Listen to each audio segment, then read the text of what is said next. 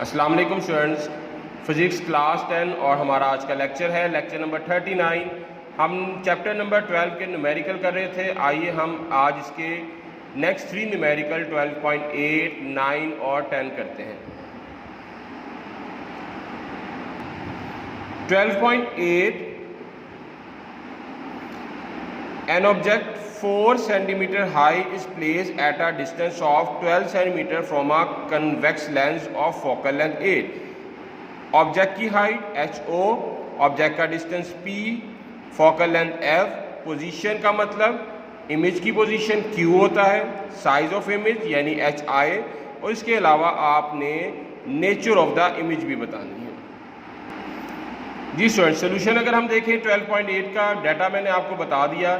HO है object height, object distance P होता है, फोकल लेंथ प्रोवाइडेड थी, Q मालूम करना है यानी इमेज डिस्टेंस मालूम करना है, इमेज हाइट मालूम करना है और इमेज की नेचर मालूम करनी है। सो हमारे पास फार्मूला है 1/f = 1/p + 1/q। 1/f की जगह 8, 1/p की जगह 12, Q हमने मालूम करना है तो इसलिए ये टर्म एज इट इज़ आ गई। 1/12 को यहाँ से दूसरी साइड पे मूव किया, माइनस हो गया। Then we take out the LCM, 8 और 12 का एलसीएम लिया 48। अब हम 8 का टेबल कहाँ तक पढ़ें कि 48 आता है, 8 6 द 48। अब जो 6 आया इसको ऊपर वाली टर्म से मल्टीप्लाई करेंगे, 6 1 ज़ा 6, 12 4 the 48। Then we multiply 4 with 1 तो we get the value 4। Subtraction किया तो माइनस करने से हमारे पास वैल्यू आई 2 और नीचे आ गया 48। देन हमने क्रॉस मल्टीप्लाई किया, 2q = 48। देन हम ये 2 जो है डिवीजन में लेकर जाएंगे तो हमारे पास q का जो आंसर है वो 24 आ जाएगा। तो ये स्टूडेंट अगर आप न्यूमेरिकल देखें तो इसमें कोई भी मुश्किल नहीं है। आई थिंक जितने भी अब तक हम न्यूमेरिकल सारे कर चुके हैं वो सारे के सारे इसी फार्मूला पे बेस करते हैं। अब हमने q जब मालूम कर लिया तो हमारी अगली रिक्वायरमेंट है HI। HI बेसिकली क्या है? Image height. Image height is equal to HI/HO = Q/P। HI मालूम करने के लिए इस टर्म को हम दूसरी तरफ मल्टीप्लिकेशन में ले जाएंगे। Q की वैल्यू हमें पता है, P की वैल्यू भी अवेलेबल है, HO 4 है। इन दोनों टर्म्स को मल्टीप्लाई किया 96, 12 पे डिवाइड किया तो आ गया 8। तो जब Q की वैल्यू पॉजिटिव आंसर आता है तो इमेज हमेशा रियल इन्वर्टेड होता है, और अगर HI की वैल्यू HO से ज़्यादा हो तो इसका मतलब इमेज जो है वो मैग्नीफाइड इमेज है।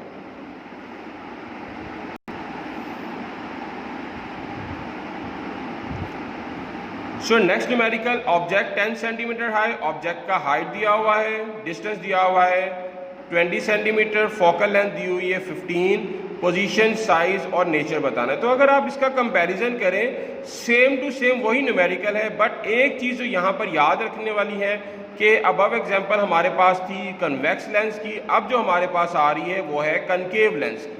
आपने इसमें डिफ्रेंशिएशन जो याद रखनी है वो आपको मैं सोल्यूशन में बताता हूँ इसके। जी स्टूडेंट, 12.8 और 9 में सिर्फ फ़र्क क्या है? एक लेंस का फ़र्क है। पिछले वाले में कन्वेक्स लेंस था, इसके बाद कनकेव लेंस वाला ये एग्जांपल है हमारे पास। याद रखिएगा कनकेव लेंस के केस में फोकल लेंथ माइनस होती है। ये आपको अवेलेबल बुक में साइन नहीं होगा, आपने साइन कन्वेक्शन याद रखते हुए कनकेव लेंस की फोकल लेंथ के साथ माइनस अप्लाई करना है। HO object height, P object distance, F focal length, image distance और image height. Student formula apply किया, 1/f की वैल्यू, 1/p की वैल्यू, Q मालूम करना है, एज इट इज़ आ गया। इन दोनों टर्म्स का हमने एलसीएम लेना है, एलसीएम लिया तो 60 आ जाएगा। 12 4 द 60, 4 1 ज़ा 4, 23 द 60, 3 1 ज़ा 3। स्टूडेंट इनको जब हम सॉल्व करेंगे तो -7/60 = 1/q आएगा। -7/60 = 1/q।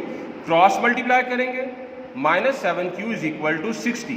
देन -7 डिवीजन में चला गया तो Q की वैल्यू स्टूडेंट हमारे पास आ जाएगी, Q = -8.57 centimetre.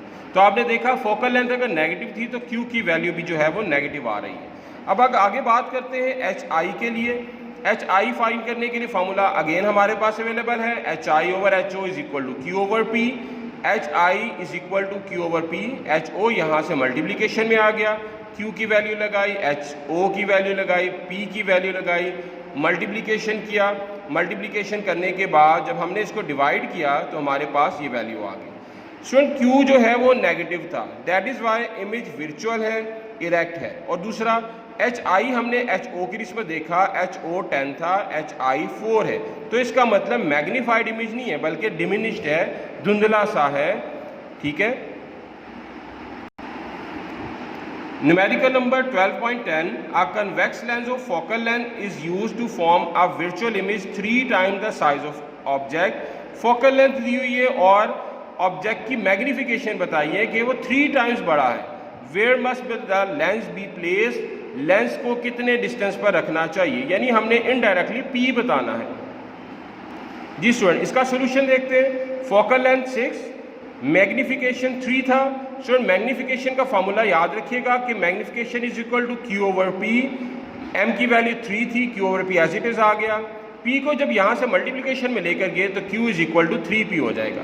And other thing is that question के अंदर बताया जा रहा है कि वर्चुअल इमेज बन रहा है, तो याद रखिएगा वर्चुअल इमेज के लिए Q की वैल्यू हमेशा नेगेटिव होती है, दैट इज वाई यहाँ पर हमने माइनस लगा दिया। देन हमने फॉर्मूला अप्लाई किया, that is very simple. 1 over F की वैल्यू 6 थी, 1 over P plus 1 over Q की वैल्यू है -3P, प्लस माइनस माइनस हो गया। देन हमने जब इसका एलसीएम लिया तो एलसीएम आया 3P एलसीएम आने के बाद P से जब कैंसिल हुआ तो 3 1 जा 3, 3P 3 पे डिवाइड हुआ तो 1 आ गया, 1 1 जा 1। देन हमने माइनस किया तो हमारे पास ये वैल्यू आ गई। Then we cross multiply the values, 3P is equal to 12।